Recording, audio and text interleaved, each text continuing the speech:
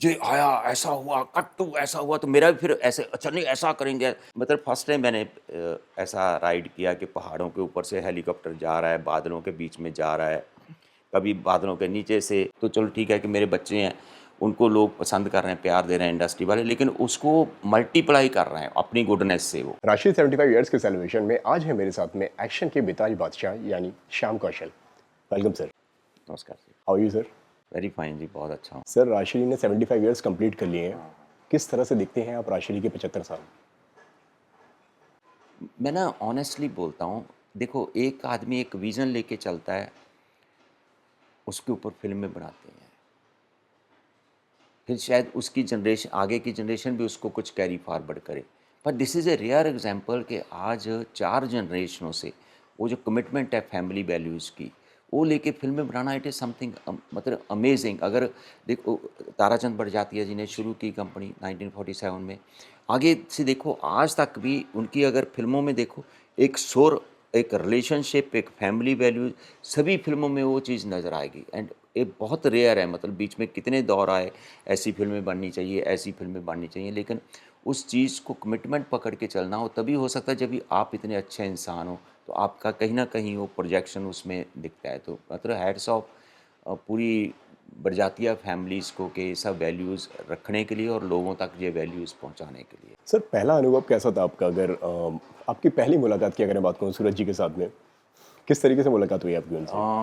मैं ना इधर ही घर में ही बैठा था सुबह पे, तो सुबह मेरे को मैसेज कुछ 9 बजे के करीब आता है, तो मेरे पास सूरज जी का नंबर नहीं था। तो मैसेज पे एग्जैक्टली यही लाइनें लिखी थी, श्याम जी मैं सूरज बड़जात्या हूँ, मैं आपसे बात करना चाहता हूँ, मैं कभी आपको फ़ोन करूँ। My God! मैं थोड़ी टाइम के लिए तो हिल गया, मतलब हिल गया। मैंने बोला कि ये कोई somebody is pulling my leg, मतलब ये कोई मेरे से ऐसे ही मैसेज किसी ने किया, तो मतलब मैं थोड़ी देर, मेरे को वो ऑब्ज़र्व करने के लिए। फिर दूसरा था कि अगर सूरज जी ने ये मैसेज किया है, तो how somebody can be so humble, मतलब सूरज बड़जात्या जी इतने बड़े डायरेक्टर, प्रोड्यूसर, और इतनी ह्यूमिलिटी के साथ वो मेरे से पूछ रहे हैं। तो फिर मैंने इमीडिएट मैसेज किया कि हाँ सर, अभी बात कर सकते हैं। तो बात हुई जो सूरज जी के साथ, सूरज का फ़ोन आया, बात हुई, और इतनी प्यार से मेरे को, मेरे मतलब वो जो 10 मिनट की बात में मेरे लिए एक्शन की परिभाषा चेंज हो गई। नहीं तो एक्शन होता कट ठप जैसा ऐसा हुआ है। श्याम जी वो ना, वो ऐसा कुछ ब्रिज के ऊपर होएगा, कुछ ऐसा हो रहा है, तो मैं भी उसी टोन में सोचने लगा, ऐसा ना जैसा कि बड़ा रिलैक्स, ऐसा बड़ा शांति से। तो वो जो पहली हमारी और फ़ोन ये पे बात कहाँ पे, प्रोडक्शन हाउस में हो रही है या नहीं, फ़ोन पे जब हो रही इधर है? इधर ही घर पे? फ़ोन पे बात ओके। हुई, फ़ोन पे बात हुई। तो उसके बाद में मेरा ना ऐसा टोटली सोचने का ढंग बड़ा डाइल्यूट, बड़ा माइल्ड हो गया सीक्वेंस के लिए। तो फिर उसके बाद में हमारी 2 दिन बाद में इनके ऑफ़िस में मीटिंग फ़िक्स हुई दादर में, राजश्री। तो मीटिंग में भी थोड़ा-सा तो मैं पहले ही असर था वो कि फ़ोन पे बात हुई थी, पर तभी भी एक्शन डायरेक्टर अंदर था। हम लोग ना जब भी बात करते हैं, सोचते हैं, तो एक्शन है तो ऐसा ठप-ठप ऐसा थोड़ा वो रहता है। लेकिन जब भी इनके सामने बैठे, बात शुरू हुई, तो इतना वो, मतलब ऐसे को मेरे को लगे नहीं मैं एक्शन डिस्कस कर रहा हूँ या एक्शन का सीक्वेंस सुन रहा हूँ। तो इतना प्यार से, इतना मेरे को लगे ही नहीं कोई एक्शन है। तो क्या होता है ना, मेरा एक मानना है, जो सामने वाले की अच्छाई का असर आप पे बहुत जल्दी होता है। तो इनका वो जो अच्छाई का असर मेरे पे भी हुआ, तो जब भी वो इन्होंने नरेट किया, डिस्कशन हुई सब, तो जब मैं बाहर निकला तो I was A changed person. तो मेरे को था कि मैं कुछ धार्मिक बातें करके, बड़ी अच्छी बातें करके निकल रहा हूँ बाहर। क्या डिस्कशन हुआ अगर दोनों के बीच की अगर की अगर बात मतलब करें? वो जो सीक्वेंस जो उन्होंने जिस वे में नरेट किया, जब भी मेरे को कोई नरेट करते हैं, ये आया, ऐसा हुआ, कट्टू ऐसा हुआ, तो मेरा भी फिर ऐसे अच्छा नहीं ऐसा करेंगे, अभी नहीं हो श्याम जी, वो ना ब्रिज पे चल रहे हैं अमित जी, फिर उनका ऐसा हो रहा है, फिर वो ब्रिज पे तूफान आ जाता है, फिर कुछ ऐसा हिलता है ब्रिज, वो बैठ जाते हैं। तो मेरा भी उनका हाँ जी सर, वो ऐसा हम लोग फिर ना कुछ ऐसा कर लेंगे, फिर उधर से कुछ लोग आ जाएंगे, फिर थोड़ी-सी ऐसा उनको प्रॉब्लम आ जाएगी। तो जैसा सामने से होता है वैसे मेरा सोचने का, मेरा भी बात करने का ढंग वैसा ही हो गया था। तो मेरे बाहर निकल के मैं अपने ड्राइवर को भी उसी ढंग से बात कर रहा था। तो उसने 1-2 बार तो देखा कि ये ठीक-ठाक है आदमी कि नहीं है। सर, वैसे अगर जनरली अगर बात करें, किसी के पास में अगर आप जाते हैं मिलने या अगर वो फ़िल्म आपको बताते हैं, तो किस तरीके से डिस्कस करते हैं आप और क्या फॉर्मेट होता है? जिस तरह से आपने बताया कि यहाँ से कैमरा आएगा, यहाँ से इस तरीके की बातें वो होती हैं। इट डिपेंड्स कि आपके डायरेक्टर सामने कैसे जिस जिस लैंग्वेज में वो बात करते तो वही ऑटोमेटिकली थोड़ा मैं ऐसे भी थोड़ा माइल्ड हूँ मतलब भी थोड़ा ऐसे पर कहीं न कहीं वो उसका रिफ्लेक्शन आप में आ जाता है बात करने के स्टाइल में ना तो जैसा सामने से आप भी उसी ढंग से फिर थोड़ा-सा उस चीज़ को देखते लगते हो, नरेट करने लगते हो। तो सूरज जी के साथ तो बिल्कुल ही अब मैं भूल ही गया था मैं एक्शन डायरेक्टर हूँ। कनेक्टिविटी जुड़ गई थी आपकी। कनेक्टिविटी हो गई थी और शूटिंग पे भी हम तो ऐसे ही थे जैसा कुछ भगत भजन कीर्तन कर रहे हैं ना ऐसा कुछ था तो। शूटिंग का पहला दिन कैसा था? अब यहाँ से प्रोडक्शन हाउस से निकले हैं, अब आप पहुँचे हैं शूटिंग पे। हाँ, तो वहाँ पे क्या हुआ? शूटिंग पे पहले दिन तो मतलब भी पहले शूटिंग पहला दिन नेपाल में था। पहला दिन ही एक्चुअली चौथे पाँचवें दिन हुई। पहले तो जहाँ से काठमांडू पहुँचे, फिर वहीं पे भी सूरज जी का श्याम जी कैसे हैं? ठीक है। हाँ, हाँ, आप टेंशन मत करो तो मैं ठीक-ठाक हूँ, मेरी टीम भी थी। फिर एक दिन उधर ही रुके हम लोग काठमांडू में, फिर ले गए कौन-सा वो एयरपोर्ट है जो वर्ल्ड सबसे मोस्ट डेंजरस एयरपोर्ट ना लुकला लुकला लुकला गए तो 2 दिन वहाँ पे रोक दिया। नहीं, नहीं आप पहले एक्लेमेटाइज़ हो जाओ मतलब इसके शबीना खान भी थी। तो आप थोड़ा घूमो-फिरो तो आपका वो ऑक्सीजन का ये वो हो जाएगा। मैंने बोला यार ये तो ऐसा लग्ज़री कौन देता है कि इतने दिन पहले आप इधर ही होटल में रुके रहो 2 दिन। फिर उसके बाद में 2 दिन वहाँ पे रुके फिर नेक्स्ट डे हम लोग वो हेलीकॉप्टर से जहाँ पे लोकेशन थी वहाँ पे पहुँचे। तो बहुत अच्छा था। वो वहाँ पे करना था अनुपम खेर जी का वो गिरने वाला जो सीक्वेंस, तो वो भी पहले दिन मेरे को इन्होंने मैंने बोला नहीं आप आज मैं पहुँचा हूँ, तो एक दिन छोड़ के फिर वो शूटिंग रखी थी। तो इधर भी मैंने बोला नहीं बहुत हो गया, मैं कल जहाँ पे स्पॉट पे शूटिंग करनी मैं वहाँ पे जाके मैं अपनी टीम के साथ रिहर्सल कर लूँगा, फिर आपको मैं मोबाइल पे शूट करके दिखा दूँगा। तो आपने बोला मैं कल से पहुँच के अपना काम शुरू काम करता हूँ। शुरू करूँगा, तो इन्होंने तो वो भी बोलते थे रेस्ट करो तो मैं तो फिर नेक्स्ट डे पहुँच के मैंने वो लोकेशन पे पहुँच के वहाँ पे ना तो वो किया, बहुत खुश हो गए। फिर उसके नेक्स्ट डे हमने वहाँ पे वो अनुपम खेर जी का जो पैर स्लिप होता है गिरते तो वो शूट किया हम लोगों ने। फिर तो इतना ही काम था मेरा मतलब मेरा तो जैसा ना होता है ना पूरी फिल्म में गेस्ट अपीयरेंस जैसा ही तो। फिर उसके बाद में हम लोगों को वहाँ से वहाँ से हेलीकॉप्टर से लुकला आना था, पूरे यूनिट को शिफ्ट करना था नामचे। तो हम लोग वहाँ से लुकला आए तो लकीली मेरी फ़्लाइट निकली क्योंकि 15 सीटर प्लेन छोटे-छोटे चलते थे। बाद में मौसम ख़राब हो गया, तो पूरा यूनिट वहाँ पे अटक गया। तो हम लोग कुछ 25-30 लोग आ पाए काठमांडू में, तो फिर 2 दिन काठमांडू में आराम कर रहे हैं। फिर उसके बाद में फिर आपका नामचे पूरा जाना था। वैकेशन हो गया। वेकेशन अरे वेकेशन मतलब मैंने कभी लाइफ में इतना हेलीकॉप्टर में इतनी देर-देर तक ट्रैवल नहीं किया था। एक तो मेरे को थोड़ा-सा फ़ोबिया है फ्लाइट का। तो अच्छा। हाँ, तो फिर उधर से हम अभी लोग भी? अभी है कम हो गया लेकिन कभी-कभी थोड़ा हो जाता है तो। और वहाँ पे जो जब भी उसके बाद में मैं लुकला एयरपोर्ट पहुँच के निकल आया उसके बाद में मालूम पड़ा कि दुनिया का सबसे डेंजरस एयरपोर्ट है जहाँ पे मैं जाके आऊँ। तो बड़ा ऐसा यार मैं तो उसमें भी सफ़र कर लिया तो कमाल कर दिया मैंने। कमाल कर दिया। फिर उसके बाद में काठमांडू से हम लोग नामची नामची जगह करके गए तो वहाँ पे कुछ 1 घंटे की हेलीकॉप्टर राइड थी। तो वो भी मतलब फर्स्ट टाइम मैंने ऐसा राइड किया कि पहाड़ों के ऊपर से हेलीकॉप्टर जा रहा है, बादलों के बीच में जा रहा है।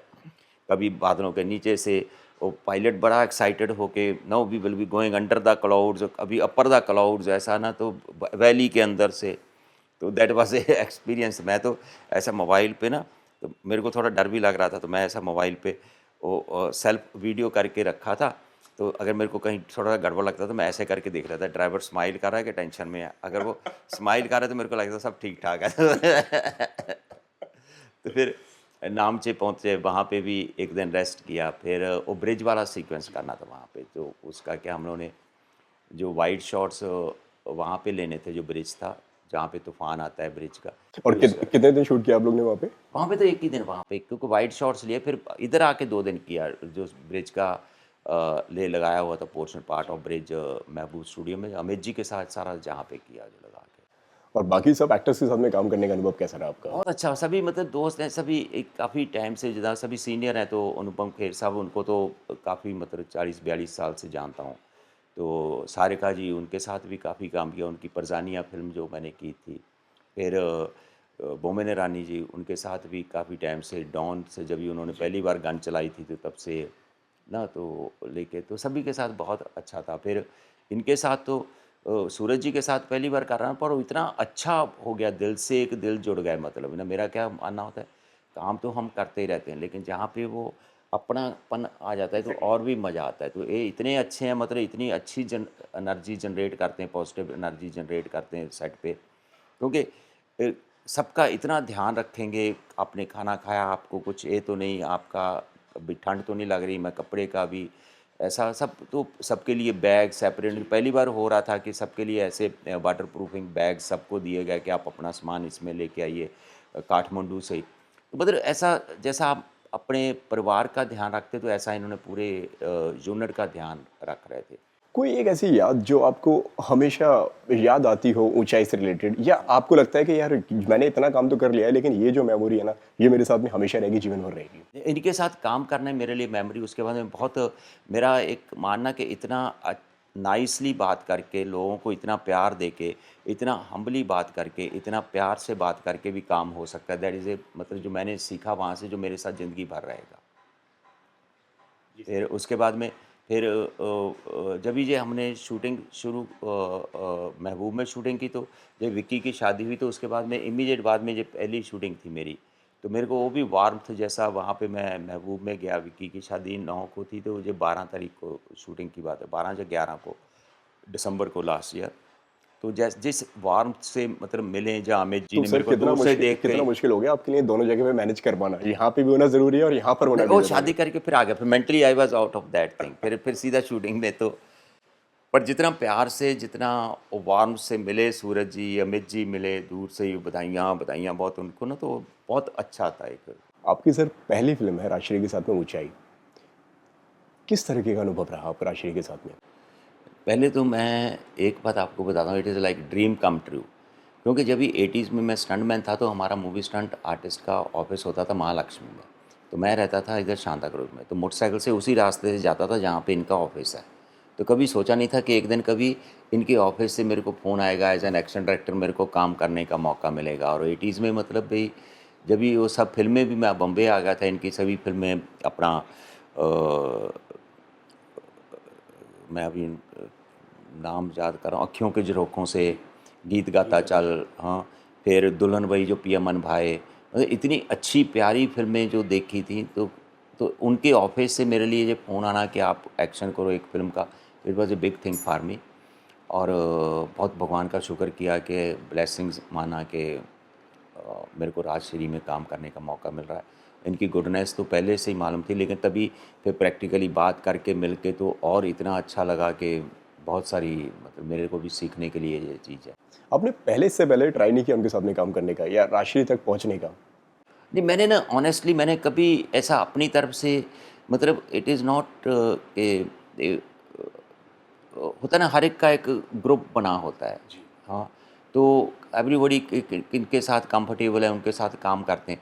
तो मेरे को लगता है कि जब भी अभी कि हर इंडस्ट्री में सबको मालूम है कि एज ए टेक्नीशियन मैं क्या करता हूँ, जब मैं क्या कर सकता हूँ जाए, तो जब भी मेरी कुछ ज़रूरत पड़ेगी, मैं तो वो आई फील ब्लेस्ड को वो बुला लेंगे, ऐसा ना।